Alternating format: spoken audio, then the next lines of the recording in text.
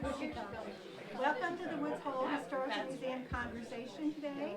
It's February 6, 2020. This is being recorded video and audio. So if you want to send it to friends or share it, you can do that. It'll be on our website. So we're very happy to have Miguel Moniz, Falmouth native, to talk about the Portuguese migrants to Falmouth and the community that is created. And he is a visiting professor at Brown, is returning to Lisbon in a couple months after a University of Massachusetts Lowell stint, so he's doing a lot. So he's going to talk for about 45 minutes, and then we'll take some questions afterwards. One thing we'd like to remind you is cell phones off, because we've got these recordings going on. And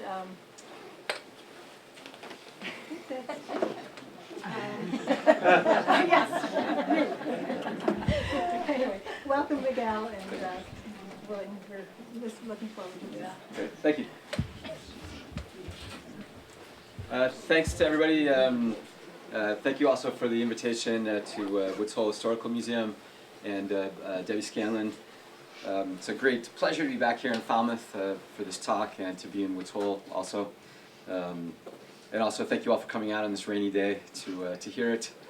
Like they say on the airlines, you have a lot of options for for your choices for educational initiatives, and thanks for choosing this one today. So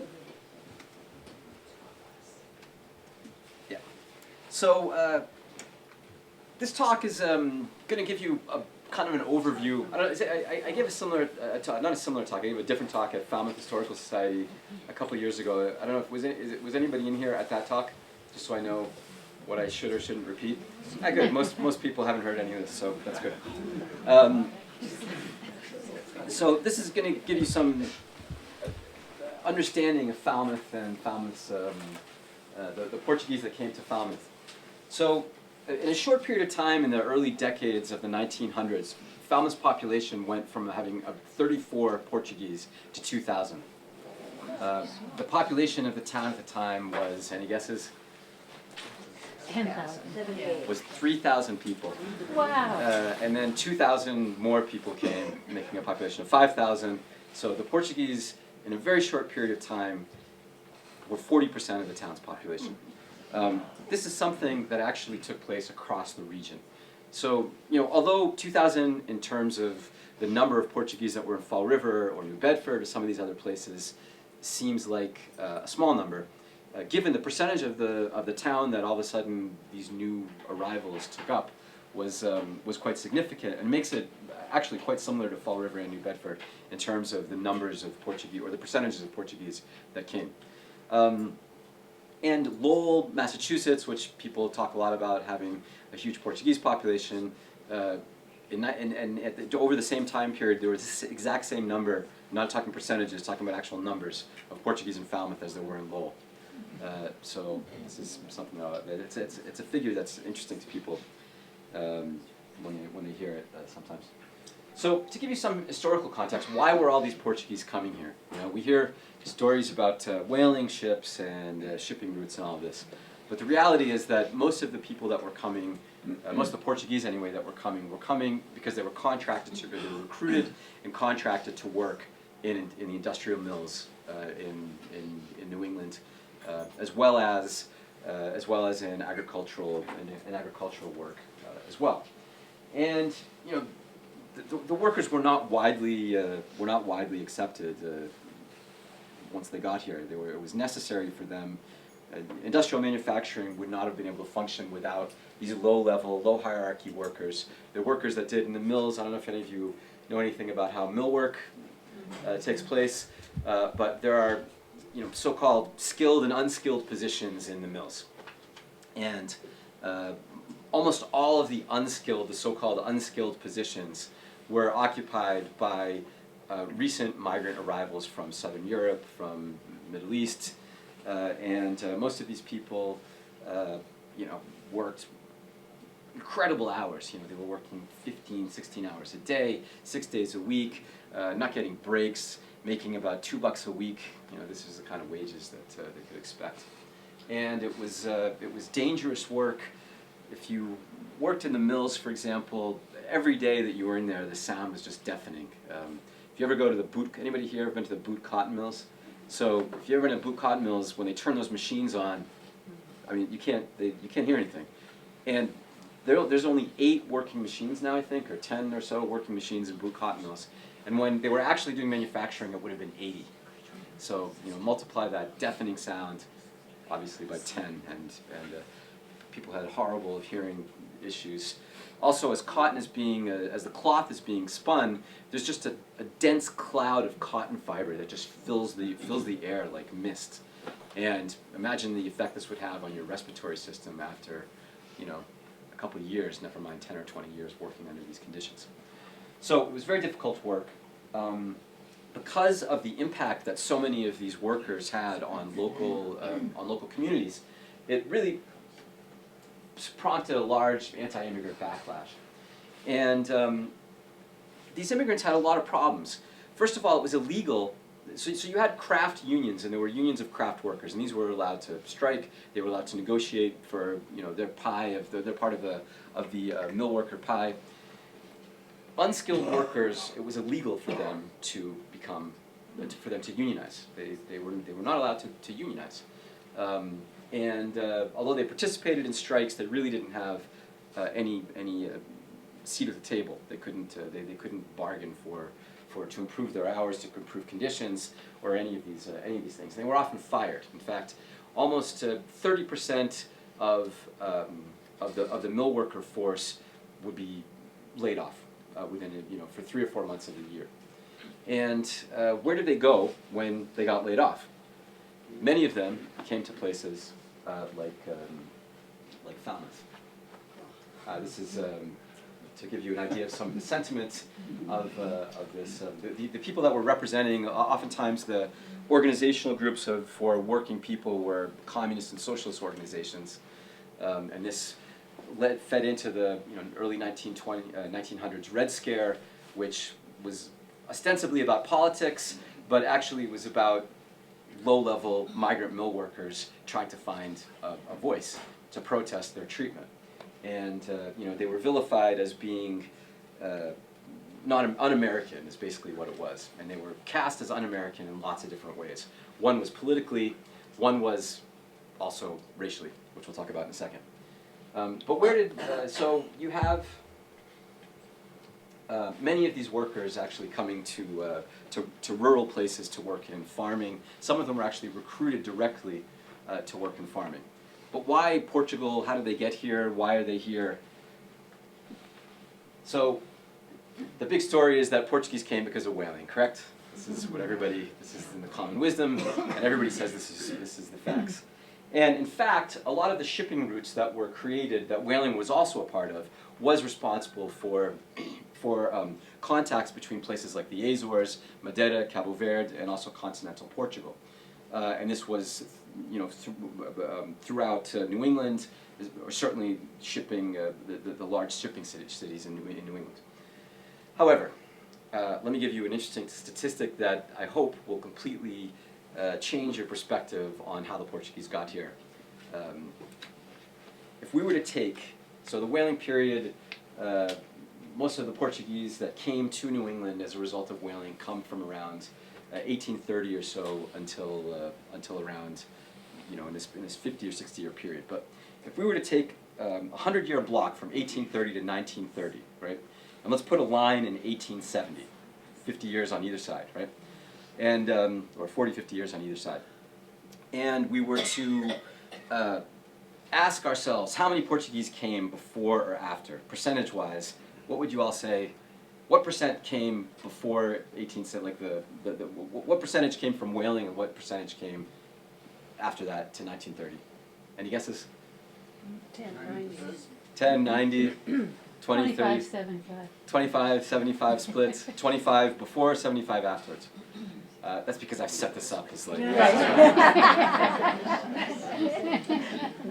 if I hadn't done that, we would have had more fun. But nonetheless, even your kind of intuitive, deductive guesses are completely off the mark.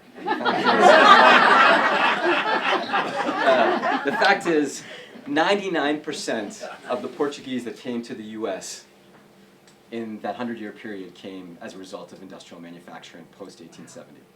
So when we talk about the Portuguese that came here, we're not talking about sea captains. We're not talking about people that own ships. We're not talking about, and this is a story that gets told because it's true. And there are some people, there were Portuguese sea captains. There were Portuguese who, got adopted and became mill owners. There were Portuguese that did this work. But the majority of the Portuguese that came in this time period came as low-level industrial workers and workers in agriculture as field hands, essentially. So, there we go. That's so, this, if you take nothing else from this lecture, but this X through Portuguese in the whaling, I will feel like I've done some good in the world. So, they really came to, because of these pre-existing connections to, they were recruited, many people went to northern Portugal, actually, continental northern Portugal, to recruit operatives who had experience working in mills to come to New England, and then also because of the much greater likelihood that people from the Azores, Cabo Verde, Madeira were here, they would also come. The problem was that most of those people did not have, that came from Cape Verde, came from the insular Portugal, from those islands. They were not, they didn't have experience working in mills. They were farmers. And so many of these farmers would eventually leave the mills and permanently settle in places like Dartmouth and Little Compton and, drumroll, in Falmouth. And so beginning with being recruited to work as cranberry pickers,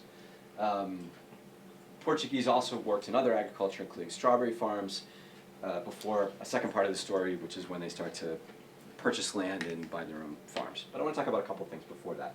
We're still talking about some context for how these migrants came to Portugal, or came to Falmouth. So this is actually from, I believe, Falmouth. There's Lewis Hine, if you ever heard of him. He was going around in the early period. So child labor laws was a huge issue, and I'm going to talk a little bit about this in relation to the Portuguese. A condition was created, essentially, where migrant workers that were brought here were given such a poor wage that oftentimes their families couldn't afford to stay with them. So you would often have cases of a whole family of Portuguese comes over, they actually get here, start working, the wages are so low and conditions are so bad that they can't afford to support their families, so they send family back, try and save some more money, and then family comes over, or another strategy, which was the men would come over first, work for a while, and then send for family after that. But the problem was that it became necessary for children to work in order for these families to survive and make a living wage. So, for example, if you look at the New Bedford mills, there's all these cases of a mother can't get a job because if she gets the job, she would be paid more money than her child would. So her 14-year-old would go and get a job that the mother couldn't get because she was too expensive. So Lewis Hine went around America, he was a photographer, and took photos of situations where children were working as a way to try and make arguments against child labor. The problem is you can't just end child labor without also addressing all the other inequalities that existed with workers, including their wages and the conditions under which they worked. But Lewis Hine would go around and he didn't want people to actually know what he was up to. So he would grab some kids and rather than say, I'm taking pictures of working children, he told the manufacturers and also the people in the cranberry bogs and these places, other agriculture, that what he was doing was photographing equipment and machinery. And just for some scale, little girl, can you stand right next to this machine? And then took the picture, and this became largely publicized all over the place. So, all these pictures that you see of children and workers in the background and these kinds of things, and these famous photographs, were Lewis Hine trying to make a polemic photographic essay to transform child labor laws. Yeah. Wait, what year was that? It was all through the first decades of the 1900s. Okay, Yeah. thank you. So there's a rather profound, and I'll skip this for a second. Let's go back. Oh, I guess I cut that slide. Well, there's a lot of writing that takes place about these migrants, and also about the Portuguese. I'll look at another one next. So all of these migrants coming into this region started a tremendous backlash of anti-immigrant sentiment that took place both in newspapers, it took place in a lot of academic writing, talking about, quote unquote, the immigrant problem. And spawned an incredible 41-volume set of documents by the U.S. Congress, that were commissioned by the U.S. Congress, to look at the immigration problem, known as the Dillingham Commission reports. I don't know if anybody's ever heard of these reports, but they were published over 1910 and 1911. They attracted some of the leading sociologists of the times to talk about these issues, and then also had some public commentaries by union representatives, by mill owners, by civic leagues. And the general consensus of these commission reports was to try and figure out whether immigration was good or bad, was essentially their basic, the basic stance of the commission. And they came down very firmly on the side of immigration bad. And they, all of the anti-immigration laws that took place over this time period, that slowly got instituted from the 1900s into the 1920s, where they eventually basically ban all, all migration from certain kinds of migrants, is as a result of the Dillingham Commission reports and how these arguments were made, arguing for, or advocating for an end to migration in the U.S. Portuguese were also a part of this. Several of the Dillingham Commission reports look directly at Portuguese communities, talk about Portuguese in mills, Portuguese in agriculture. They look at the Cape as well, have what emerges out of all of this. We always talk about assimilation, how immigrants assimilate, and they've assimilated. And this is one way to think about it. I think a more interesting way to look about it, however, is not to think about this as assimilation, but assimilability. In other words, how did these migrants who were racialized or who were categorized as being non-white,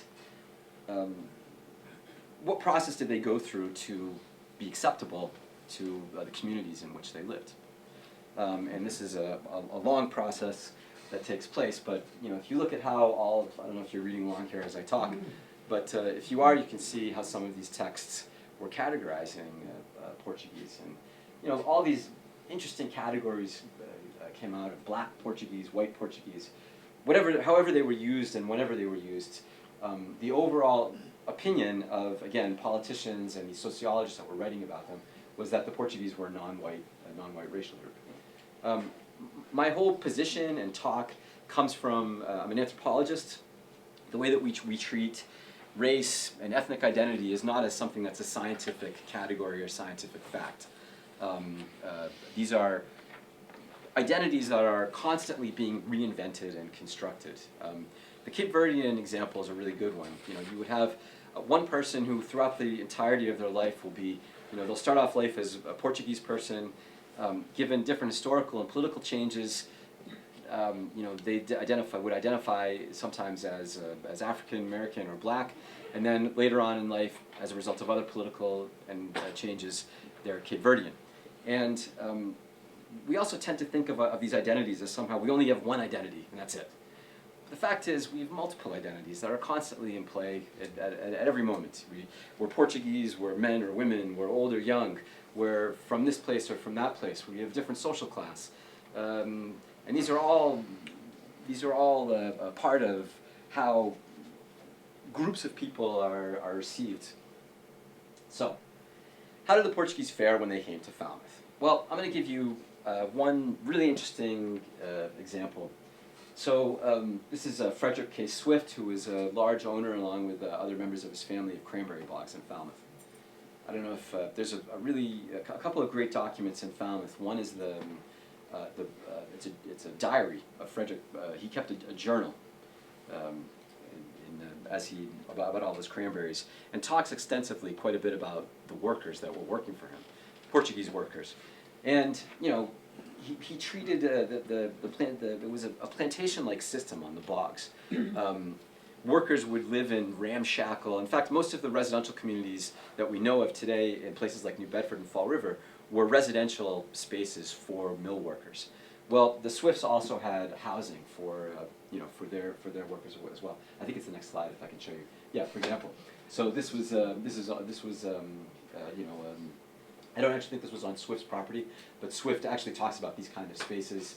He refers to the Portuguese working at them as darkies, and you know, has all of this other racialized language in trying to, again, all of these ideas about race are designed to marginalize people. They're designed to keep people from having a say. They're participating in civic life, from you know, being able to participate in the life of the communities that they live in. Swift and a couple of other, there's a really incredible exchange that takes place in the Falmouth enterprise during this early 1900s period between Frederick K. Swift, some other recent arrivals to Falmouth, and then members of the Portuguese community. There was a debate at the time about putting Portuguese into segregated schools on the Cape. So Harwich, which employed a lot of Portuguese and Cape Verdean workers, advocated for Portuguese to put into segregated schools, and they experimented with segregating them with these segregated schools. Obviously, this kind of is not something that we think about in New England as being something that is done in this part of the world. This is something that we think of as, you know, Civil War era South, or not Civil War, but rather a Civil Rights era South, the pre-Civil Rights era South. But nonetheless, Swift goes on this rampage against Portuguese in the public schools, and talks about how they smelled, how they're lice-ridden. You know, the language that he uses is the kind of language that is used to dehumanize another, someone that's considered, you know, less than human. And so Swift writes, and then there's an anonymous Portuguese writes back, and you know, basically says that the whole exchange takes place over about a month and a half. And then another guy, Winfield Baker, he writes in and also says that, you know, I don't know if you, it might be, it's probably too small to read, yes, maybe. Yeah. I'll read you some, let me read you some snippets of this, because it's really interesting. So this is the second letter already of Swift after he had called for, you know, he had attacked the odiferous Portuguese, as he calls them. And then somebody writes back, you know, essentially telling him that it's, you know, what a jerk he is. And so he writes back. First, the first part basically just assassinates the English of the writer, and then he goes on to say that he likens the Portuguese. He recounts the story by Stanley, the African explorer, and likens himself to Stanley and the Portuguese to, you know, quote unquote friendly savages, and how you deal with them when they steal something. So he goes on, and then, let's see. Yeah, I don't know. You know, it's just, there's just so much to dive into here.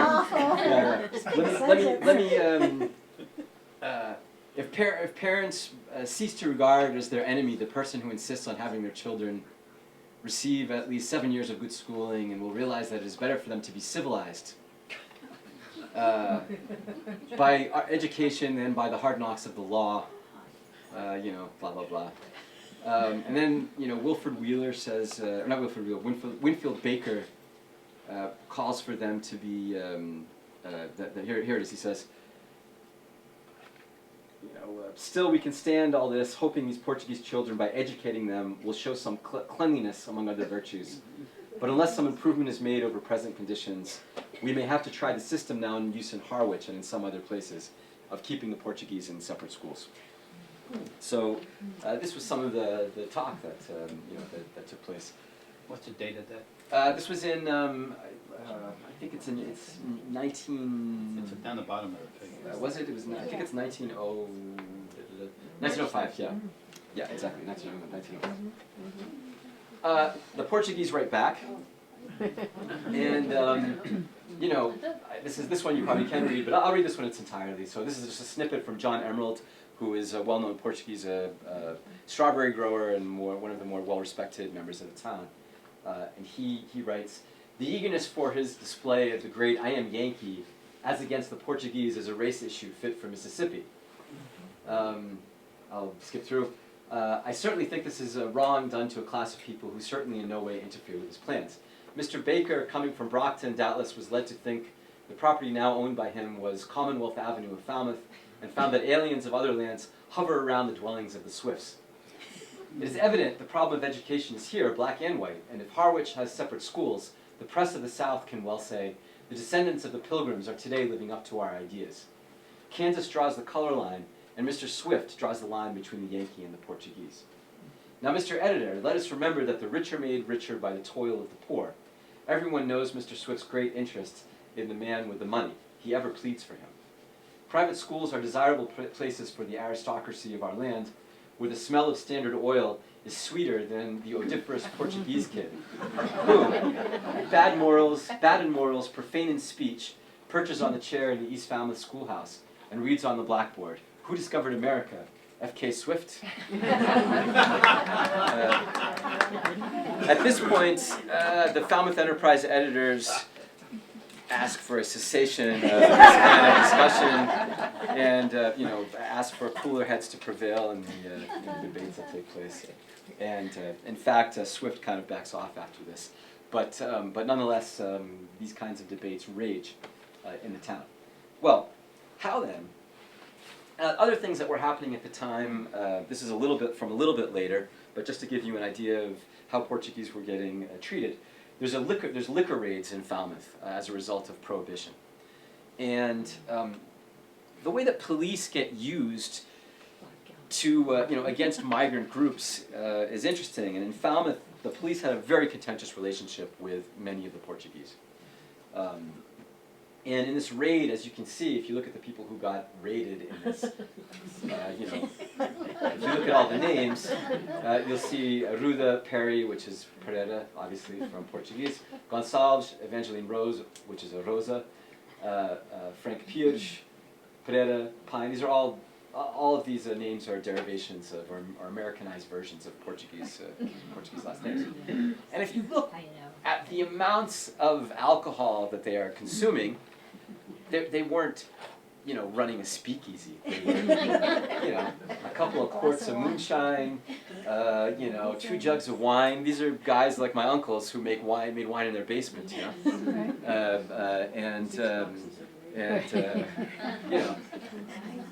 this was for personal consumption.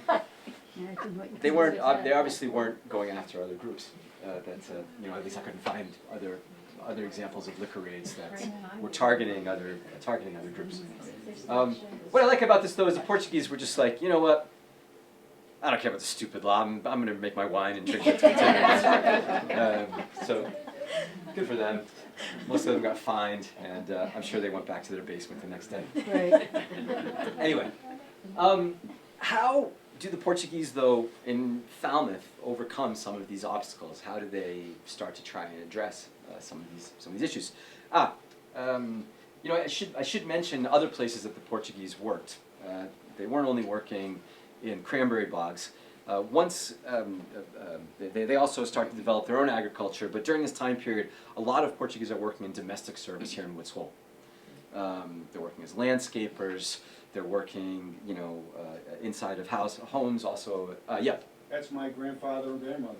yeah. Where did they work? The Nims estate.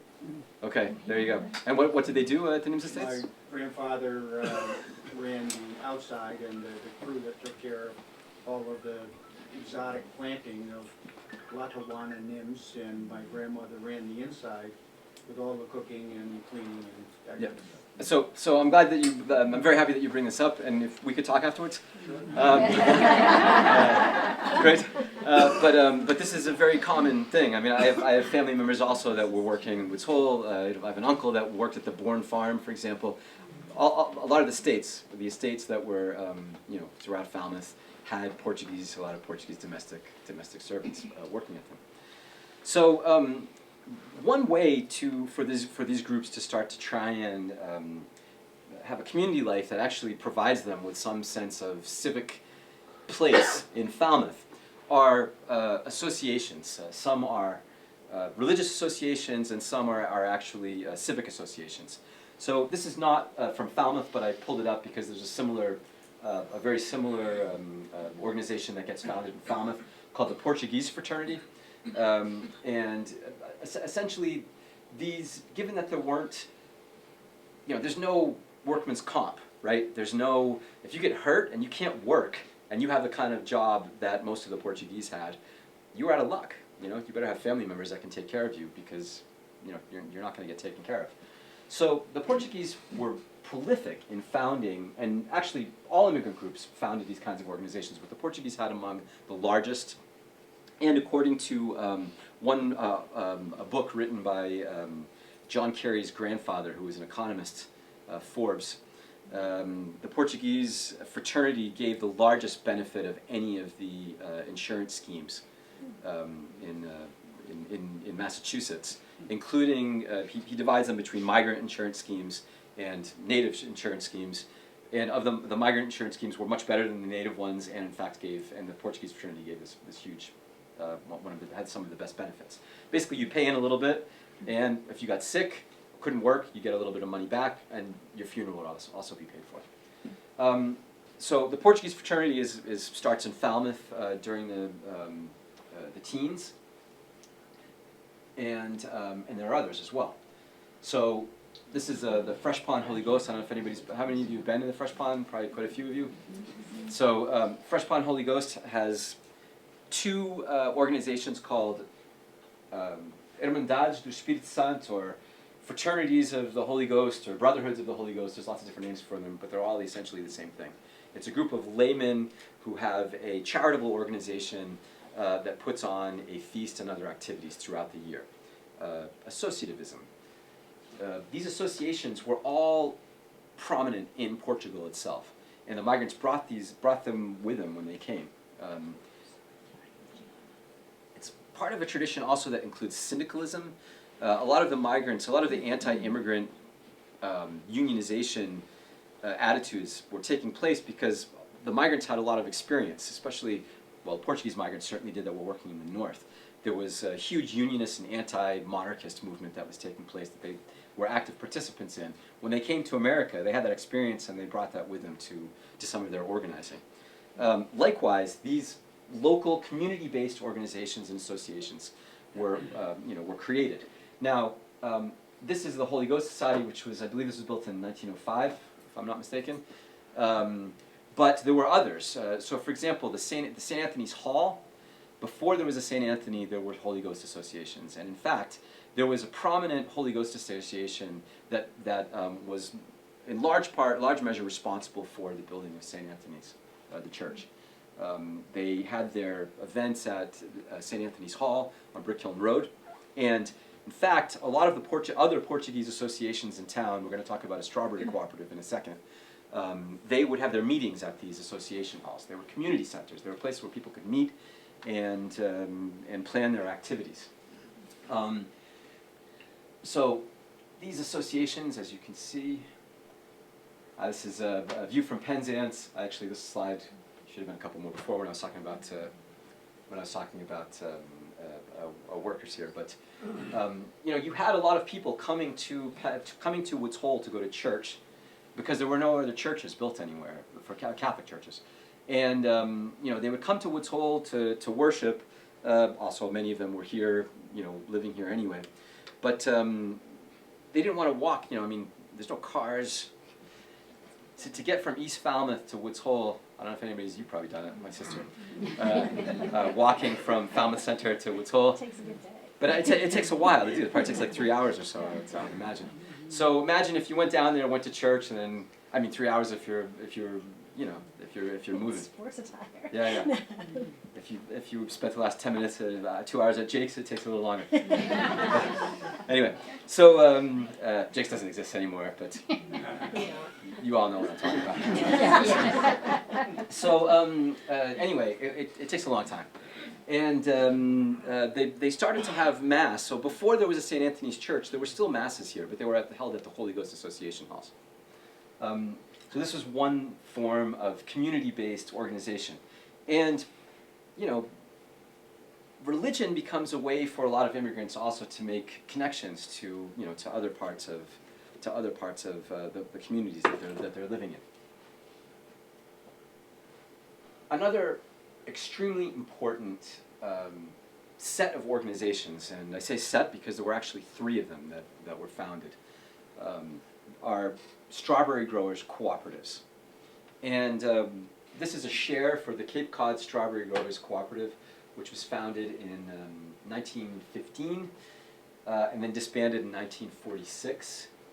I went to the Mass State Archives and dug up the actual charter documents and the filings that they did. So you can see there was one here that was founded in 1915, another one called Falmouth Strawberry Growers Association in 1916, and then another one here later in 1930. I'm going to talk about these in turn. Some of these connections that the Portuguese had to different parts of the town, Wotol for example, resulted in some really interesting Portuguese, non-Portuguese business initiatives, one of which was the Strawberry Growers Association. So the head of the MBL at this time was a man named, I think his first name was Frank, but it was Lilly was his last name. And his brother was a guy by the name of his brother basically went into business with the Portuguese. His name was George Lilly, I'm sorry. And what they essentially figured out was that there's tons of competition between all the Portuguese undercutting each other for strawberry prices. So what they decided was to create a cartel that would negotiate collectively with growers up in Boston. And then they'd be able to get the better prices. And they start their organization, and there's a huge rift in the beginning of this organization. And what do they say? 5 Portuguese in a room, 20 opinions. So so there's a fight that takes place in the executive board of the association about setting prices and all of this, and they throw everyone out of the everyone except for the treasurer gets thrown out of the Cape Cod Strawberries Association, and a whole new executive board gets put in, again, except with the exception of the treasurer. Full disclosure, the treasurer was my great-grandfather.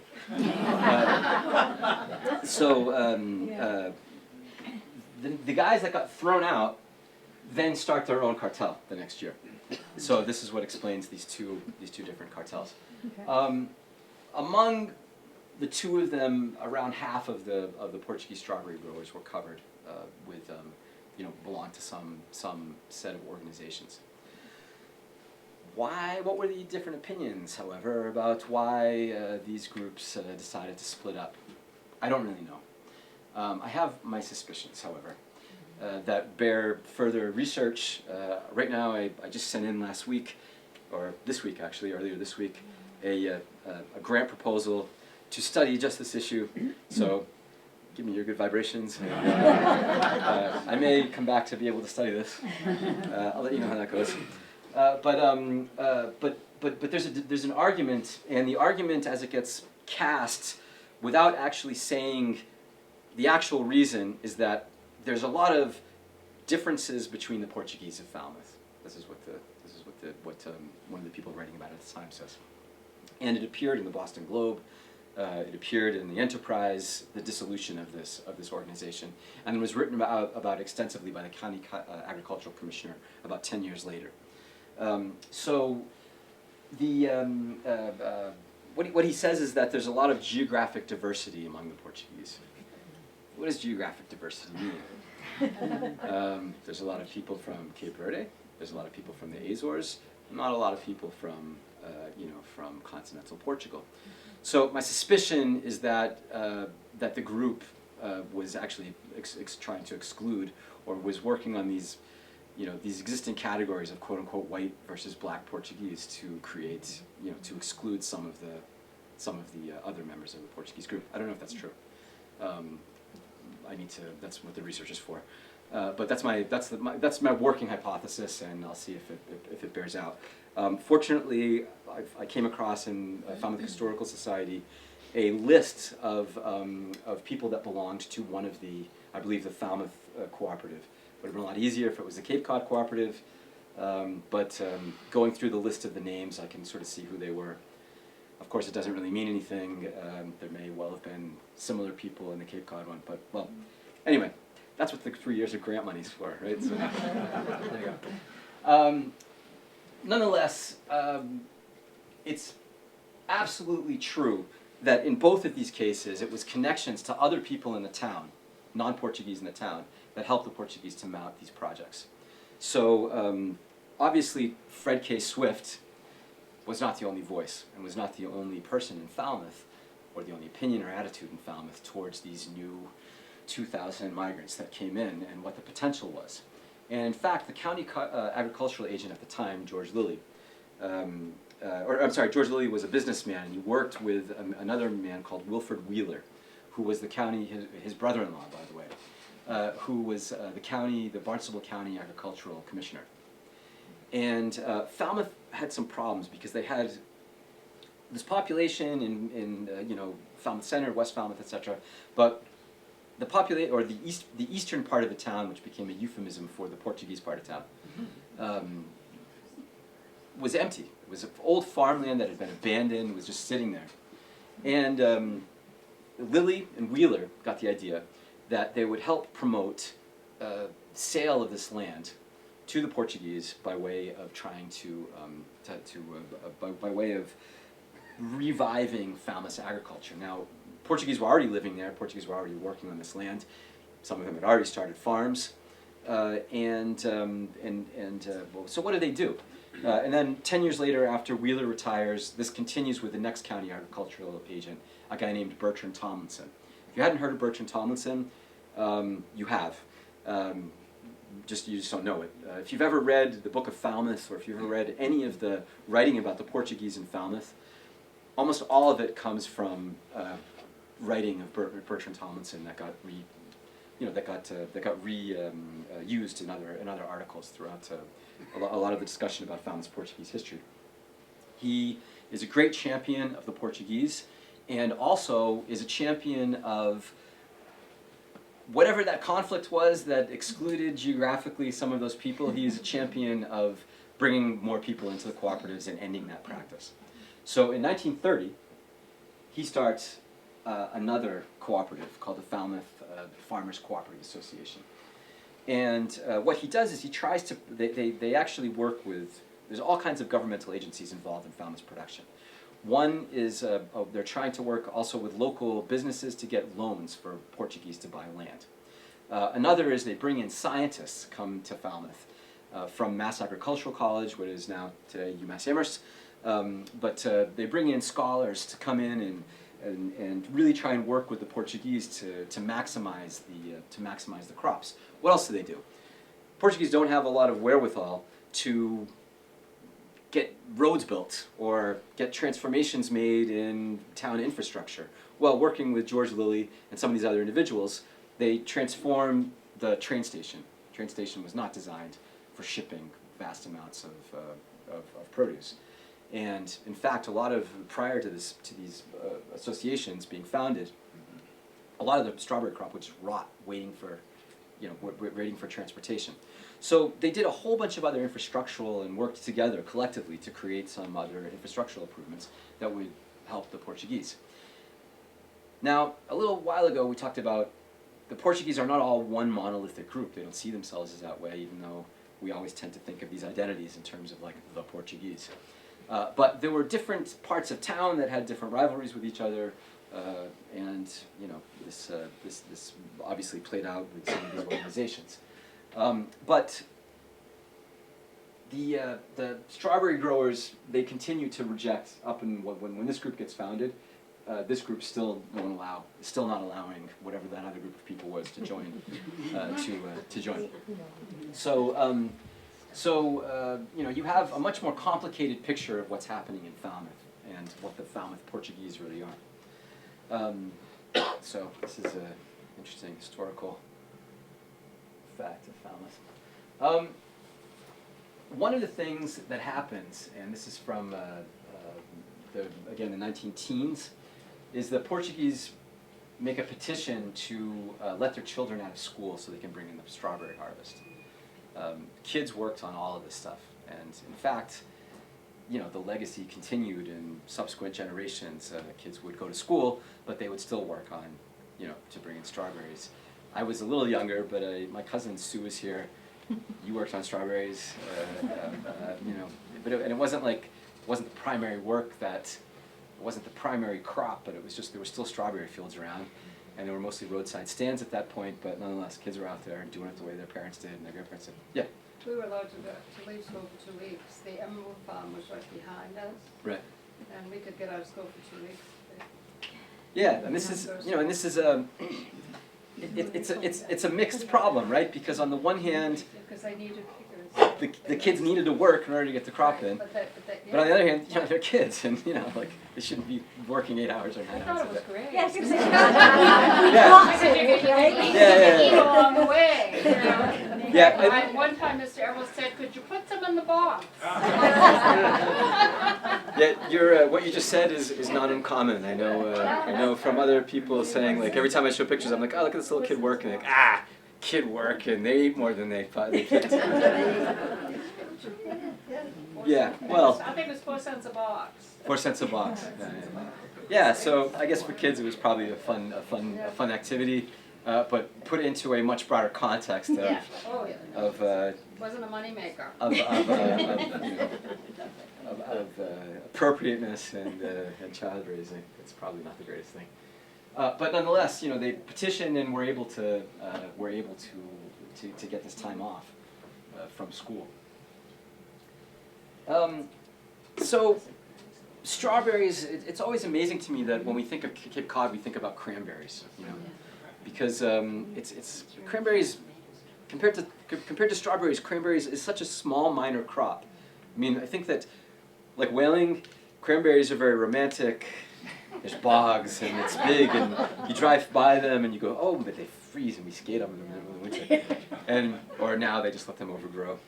And John Parker, I don't know if you know. Yeah.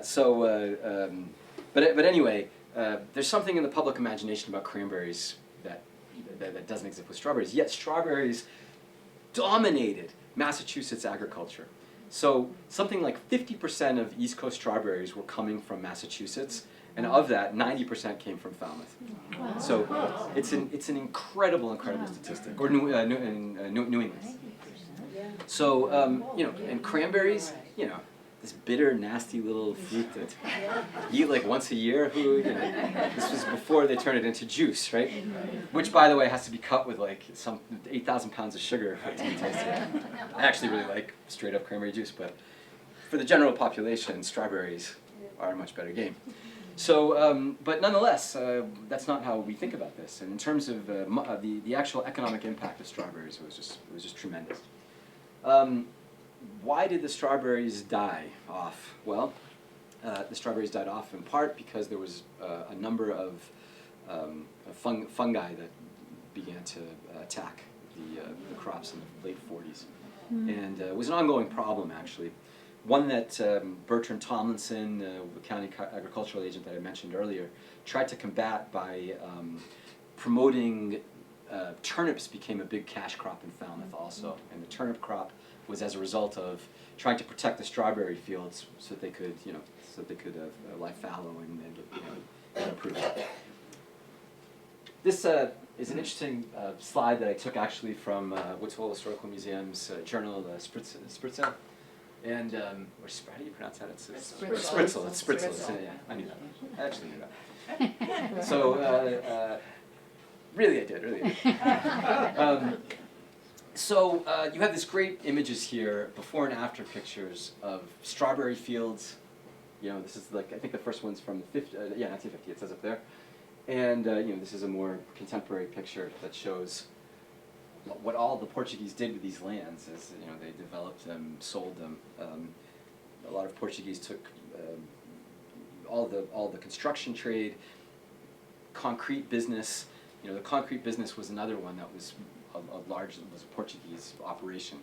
A lot of the innovations that took place, the cement business really took off in Falmouth for the Portuguese when in like the 1940s when actually a couple other relatives of mine. But it was like a huge family, so I could say it was probably about 30% of Falmouth's population. They invented a new way to create a cesspool, a cement cesspool, which they had to create a mold that was a circular mold for the cesspool. And this became, everybody started buying these things, and this is when Falmouth Ready Mix and all these other Portuguese cement mixing businesses really started to take off, which were all Portuguese owned. But you know, this great image of strawberry fields to residential communities really tells a story. And part of that story is how a lot of these associations, a lot of these connections that the Portuguese made, the fact that they started to run for political office. And you know, the very first, interestingly, the first people that start to get political office in Falmouth get it in what town department, do you think? We've been talking about it a lot. Well, yeah, public works actually. Most Portuguese were working in public works. In fact, one of the big debates that takes place is about a little bit later than this. Is Nathan Ellis was a huge patron actually of the Portuguese. So Nate Ellis Highway, right? Because he had all Portuguese working for him building the highways, and then he gets accused of. There's this kind of racist attitude that goes towards Nathan Ellis, based on his support of the Portuguese. That plays out again. It's another one of these debates, like I showed you. It plays out a little bit later in the enterprise. But they weren't in charge. They also were not in charge of anything in agricultural departments. What's that? No, the school department. They run for and get the first offices they start to run for is on school committee. Well, why? Because you know, think about what they were dealing with in those schools, the attitudes of people about them, and you know, this became, and it was also easier because it's by district, right? If you're running for a school committee, you're representing a district, and if I was running in the Portuguese district, I could probably get my guys to vote for me. Interestingly enough, it didn't often happen, but yeah. So are we talking at this point like second generation Portuguese? Second and third, right? Because you had some people that came over in the late 1800s. You have some people that come over in the 1900s. So yeah, second generation people whose parents that were born in the U.S., whose parents had come here. There's a whole other part of the story that I didn't really talk about, but we kind of need to a little bit in order to understand how the Portuguese started to move into these positions, and that is the so-called Americanization movement that took place. So the Americanization movement is a massive movement that starts in the early 1900s, and it's an attempt to try and turn ethnic immigrants into Americans by getting them to stop being ethnic immigrants. And you know, you see a huge they actually do this in conjunction with a lot of Portuguese associations. Thousands of associations across the country, but specifically with the Portuguese. And so you start to see Portuguese associations changing their names from a Portuguese name to an English name. You start to see these associations start to advocate for civic and citizenship rights and these kinds of things. And part of this is actually an interesting and important way for the Portuguese to start participating in broader civic life. In other ways, it's also had some kind of negative effects on what it meant to be from a place. And a lot of Portuguese in town, I think, of a certain generation, really rejected being Portuguese. They you know, it was something that was looked down on. Interestingly, and I'm going to wrap up with these remarks. Interestingly, you have a situation in. Oh, I didn't even get to this whole awesome thing about, yeah. Well, yeah, so, but I will, sure I will, here we go. So, part of this process of transforming Portuguese identities, how I did that, was how all of a sudden the Portuguese became something that could be marketed. So, there's Herb Pitts, who's the business manager of the Cape Cod Festival of Strawberries, a short-lived festival that is really just a ploy. Actually, and Margaret Huff Russell writes about this again in Spritzel.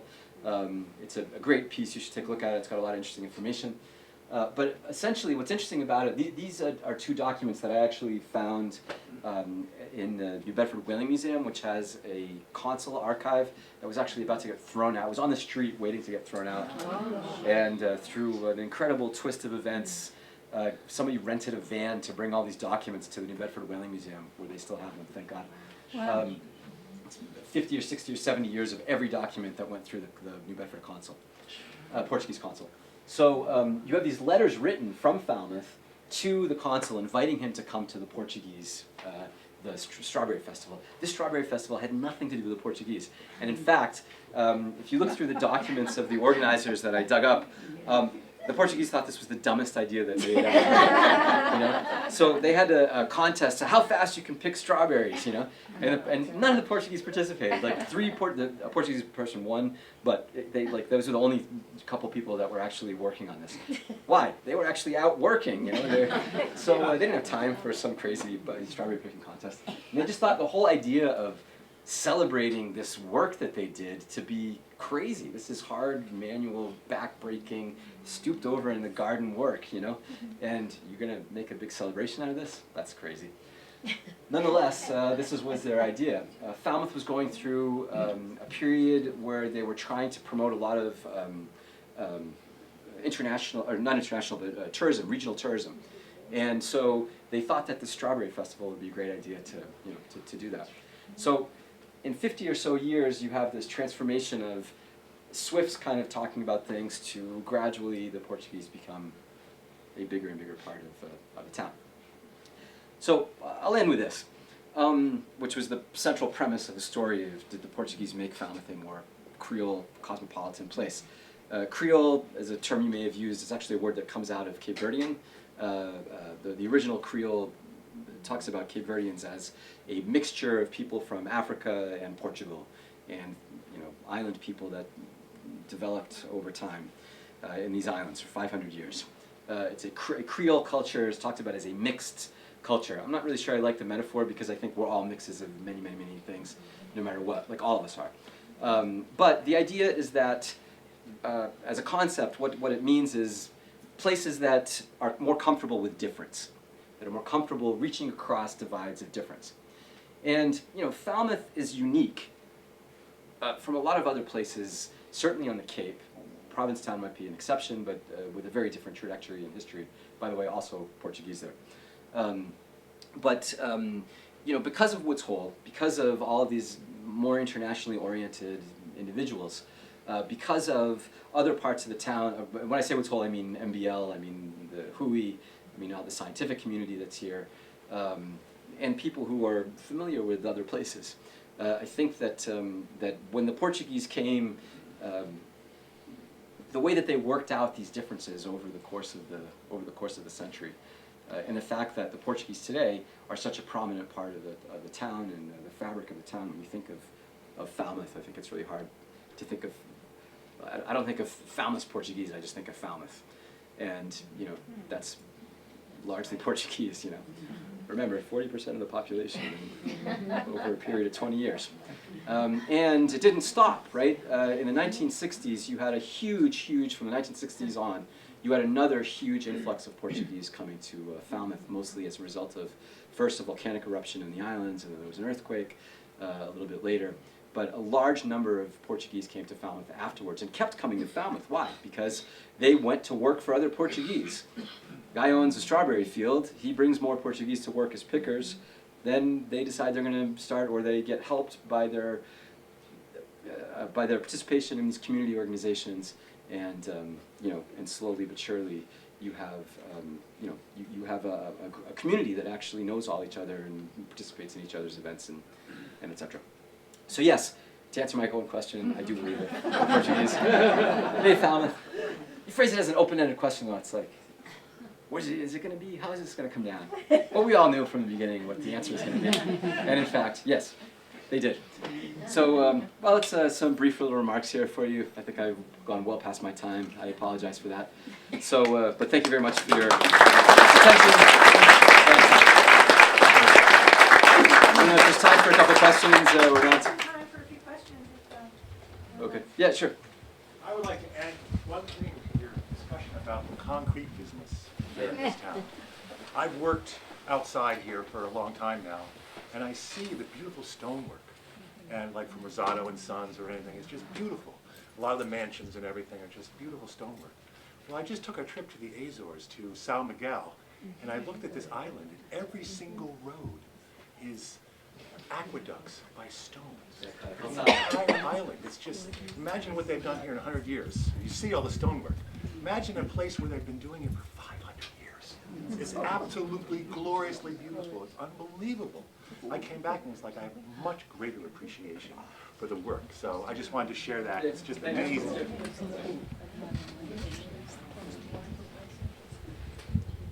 Yeah, I don't know if there's any other questions. Anybody has any? Tell us No, I about know you- strawberries or yeah. You talked about the whales. The only thing I heard, I haven't been here long, is that the Portuguese came here for the cod fishing. That's, Well, this is a I much never this heard is about this that. is an earlier story. So yeah, so what they call the White Fleet that was pursuing codfish all the way to Newfoundland, right? Like Labrador, for example, is not Labrador; it's Labrador, which is a Portuguese word, right? Meaning labor. Anyway, this was it was way before and then way after, like up through the 20th century. Yeah. Yes, sir. I'm just curious, during the big waves of immigration here, like in the early 1900s, Yep. was there just no opportunity on the mainland, or was there a lot of discrimination on the mainland against the Portuguese islanders? Yeah, well, so people from the Azores they wouldn't go to the mainland. Like they would stay in the Azores. It was a very sustainable economy and life, and the idea of going, it'd be just as far, not intellectually as far, or in one's imagination as far to go to the continental Portugal as it would be to the U.S. or to China, you know. And in terms of networks and links of connections that people had, the links and connections that they had were actually more so in New England. There's Onesimo Almeida talks about this a triangle. He says that the triangle, if the triangle's in the Azores and and we're pointing this way, so this over here, actually wait, from your perspective it would be this way. Yeah. So the bulk. No. This is the U.S. in your perspective. So I was right. The bulk of the triangle, the lower class, and the majority of the population, their connections were in the U.S. As a result of shipping, as a result of whaling, and the connections that they had were all in the networks of contact where they had family was all in the U.S. And only the very, very small, elite, wealthiest people had their orientation towards continental Portugal. But yeah, there were difficult. There was famine and drought, for example, in Cabo Verde. The Azores had problems with political situations also. The monarchy was in dissolution. There was assassination of the king, regicide. There were mass protests, mass syndicalist movements, and there was a draft, a pretty heady draft. So Portuguese were interested in getting out if they could. Yeah. Does the fact that there's a Portuguese society and a Cape Verdean society in Falmouth indicate a rift in the community? Yeah, I mean, well, I don't know if I would say that, but I definitely think that that a lot of these issues of community played out with some of these associations. I mean, I think that the Cape Verdean Association is founded in the 40s, actually. By the way, I believe it's the oldest continually operating Cape Verdean civic club in Massachusetts. But in any case, it's the Cape Verdean Club. I think that if anytime anybody starts their own club, tells you about who they're associating with and why they're associating with. Yeah, and why the split? That's a good question. Yes. I had always heard not about ship captains and stuff coming out of the Azores during the whaling year, but they pick up crew members. Right. Is that not true? Yeah, well, that's absolutely true. But again, what percentage? I mean, I'm not saying that. See, now you're misreading the X. The X was not to say that there was no whaling. Of course, there was whaling. It was a large part, and in fact, it set up the later migration, as did other shipping routes and merchant interest in the Azores. But Moby Dick has an Azores sailor on it, right? But the majority of them were not you know, we're not. But yeah, those people started. A guy would get off ship.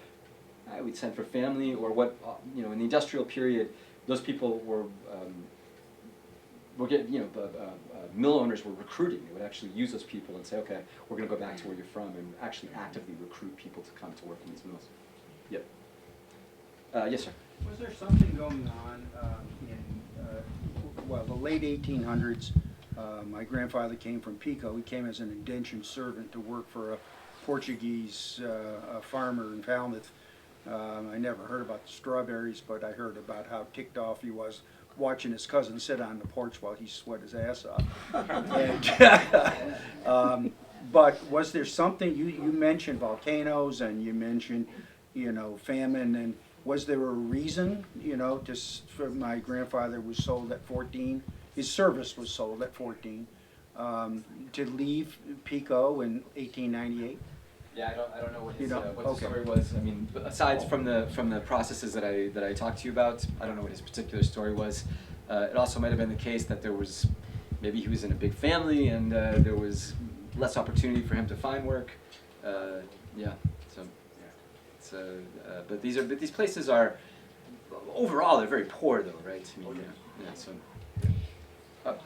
Yeah. Just a point of information on Davisville Road. Many of the, John DeMello Sr. was the carpenter, and a very good one, and built a lot of the houses along Davisville Road. And during that time, he took on, my father being one, and I don't know about Regina's father, as apprentices. And so many of the Portuguese younger men became carpenters and constructed houses here in Falmouth. Right. And that still stand. I still are. As a matter of fact, my father built my house, and I live on that Portuguese land that used to be all strawberries, and now it's all houses. Yeah. All right. I think we're kind of over time, so if there's any more questions or comments, I'm really happy to talk to you afterwards. The name of the photographer that took the pictures of the children. Louis Hine. Louis Hine. Louis Hine. Yeah, Louis Hine. H-I-N-E. Yeah, thank you very much. Hey, before you all go, let me get a selfie with you all if I could, yeah? All right, everybody look over here, please.